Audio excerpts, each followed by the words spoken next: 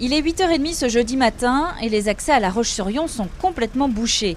On avance au pas sur la route de Nantes comme sur le contournement. Dans le centre de La Roche-sur-Yon, les piétons n'emmènent pas plus large, même si cette arrivée surprise de la neige les fait plutôt sourire. C'est bien qu'on ait de la neige. Les enfants ils sont contents, c'est bien. D'un côté c'est bien, d'un côté pour rouler autrement c'est embêtant, mais on se promène, c'est bien, c'est beau.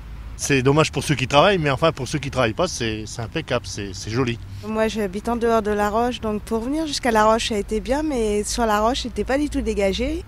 Et beaucoup de soucis sur La Roche visiblement, pour tout le monde. Moi je suis chaussé en pneus neige, donc ça ne me dérange pas. Premiers concernés par ce manteau neigeux, les enfants. La quasi-totalité des cars du Conseil général est restée au dépôt toute la journée. Bloqué, on va dire, pratiquement en totalité, sauf le secteur des herbiers qui a pu rouler ce matin.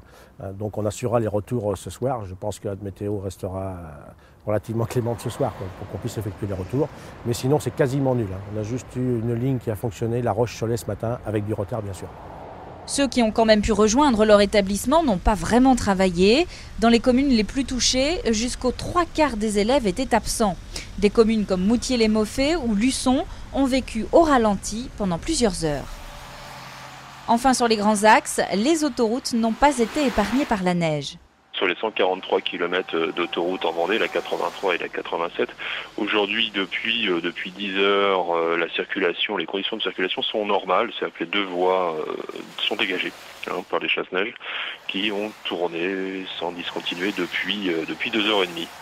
Même si de nouvelles chutes ne sont pas prévues dans les prochaines heures, ASF reste en alerte. Le verglas doit persister jusqu'en milieu de week-end.